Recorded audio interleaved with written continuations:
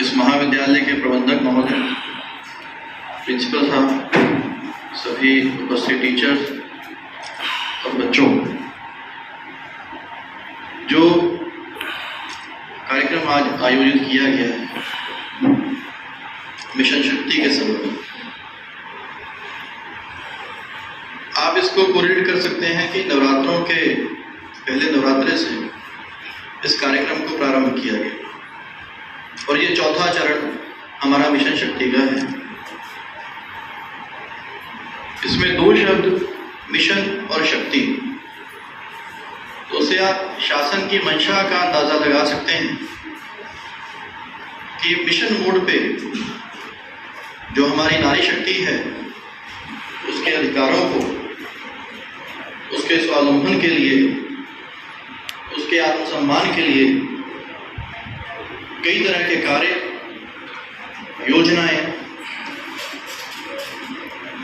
शासन के द्वारा लगातार चलाई जाती हैं। लेकिन फिर भी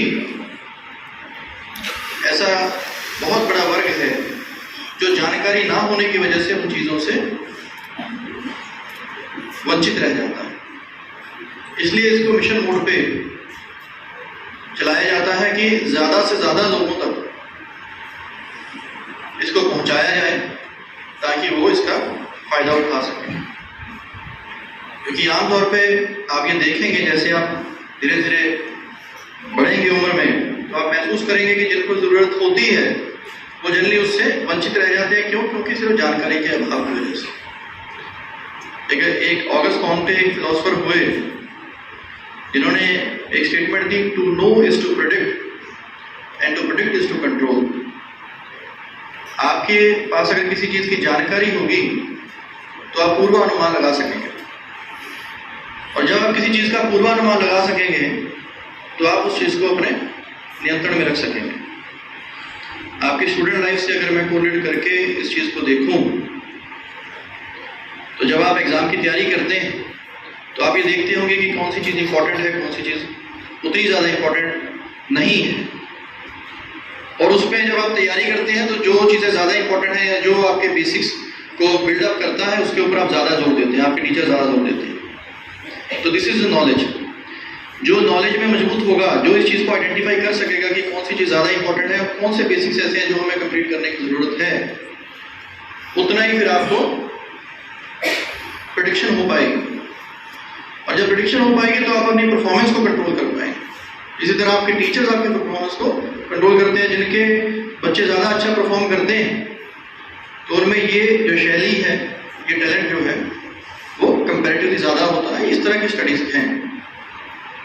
तो इसलिए हम ये सूचना जो इस संबंधी है, जितनी योजनाएं चल रही हैं, जैसे अगर मैं पुलिस की बात करूं तो 1090, 112, 181 हेल्पलाइन हमारी, इस तरह साइबर हेल्पलाइन, जो रात्रि में हमारे 112 की गाड़ियों महिला एस्कॉर्ट्स चलते हैं कि अगर कोई महिला अकेले है तो हमारी इस तरह की महिला एस्कॉर्ट चलती है कि 112 में, जिसमें एक महिला कर्मचारी उस समय मौजूद रहती है। तो आप रात्रि में अगर कहीं आपको लगे कि आप अकेले हैं या कोई इस तरह का माहौल है जहां आपको थोड़ी सी कोई असुरक्षा की भावना महसूस हो, तो वहां भी आप 112 फोन कर सकते हैं और आपको महिला एस्कॉर्ट प्रोवाइड की जाएगी।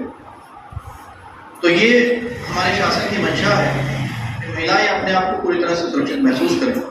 इसके अलावा इसी मिशन के तहत हम गाँव में चौपाल लगा करके, वार्ड में चौपाल लगा करके, मीटिंग्स करके, स्कूल एजुकेशन इंस्टीट्यूशंस में जो महिला सुरक्षा संबंधी कानून बहुत स्ट्रिंजेंट कानून है, किसी भी तरह की कोई भी यौन शोषण से संबंधित कोई घटना आती है तो उसके ऊपर मुकदमा दर्ज करने से लेकर के कार्रवाई तक, उसके ट्रायल तक, हर चीज़ में बहुत स्ट्रिक्टली उस चीज़ को फॉलो किया जाता है और वो बहुत स्ट्रिक्ट कानून है। ज़रूरत क्या है? जैसा कि अभी एसपीआर साहब ने कहा कि चुप्पी तोड़ो, खुलकर के बोलो।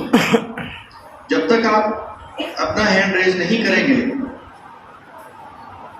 एक कहावत है कि माँ भी दूध बच्चे को तब पिलाती है जब बच्चा रोता है। तो हमें अपने अधिकारों की जब जानकारी होगी और किसी भी गलत चीज को नोटिस करते हुए हम उसके अगेंस्ट में अपनी वॉइस रेज करेंगे तो डेफिनेटली उसका सोल्यूशन निकलेगा।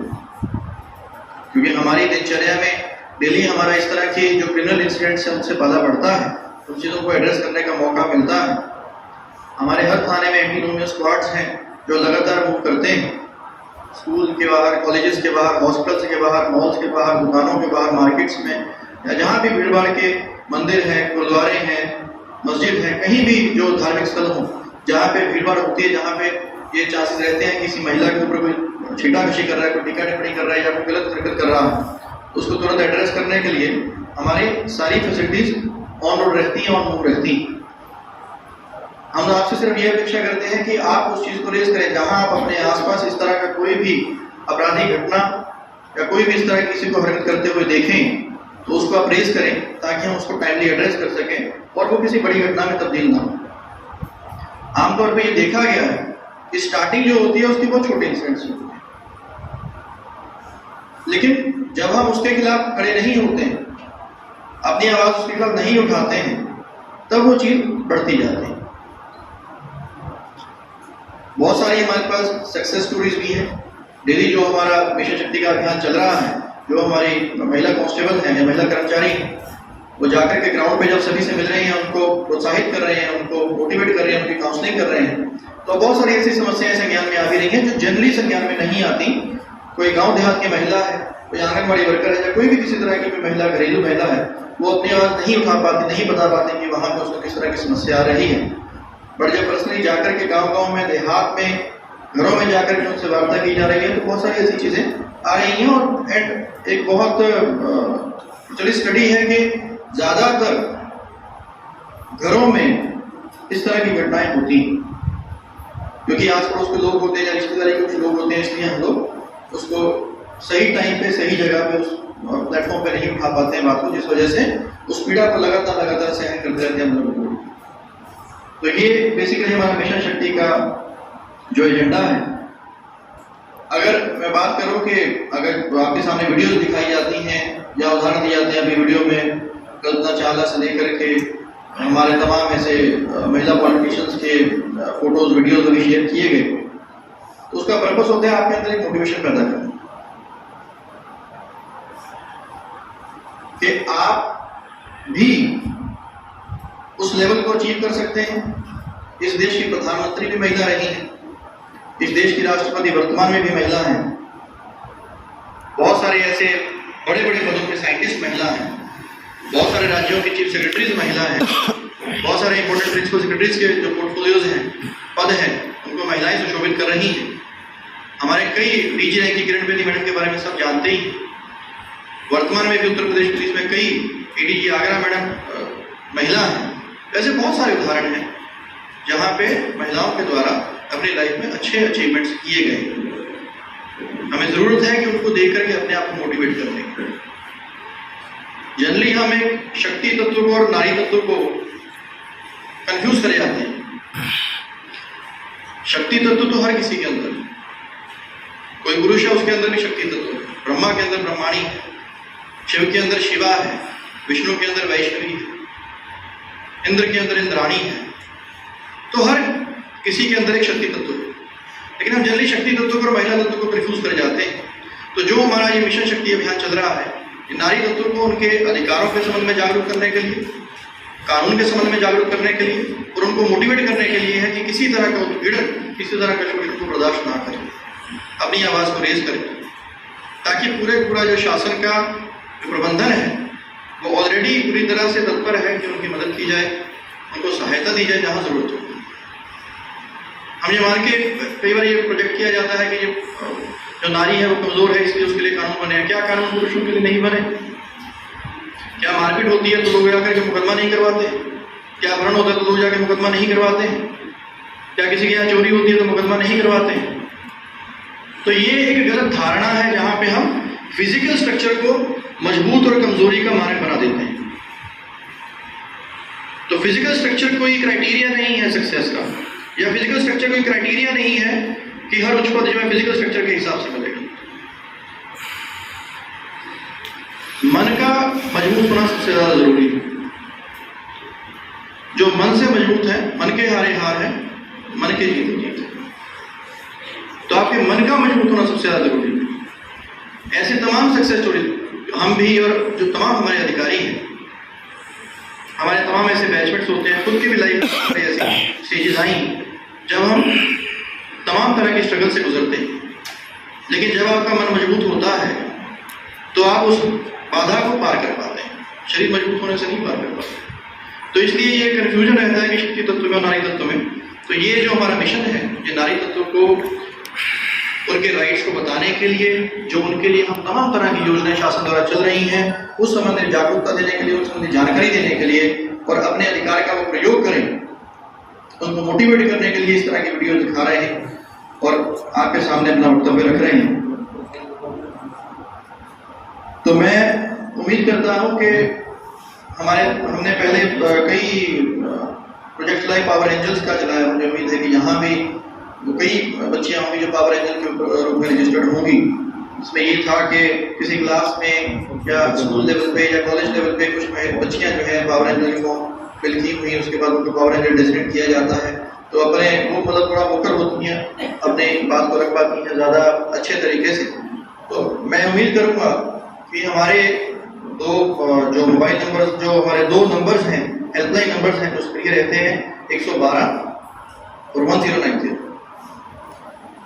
कभी हम कभी दोबारा मौका मिलेगा तो हम आपके सामने वो डेटा शेयर करेंगे।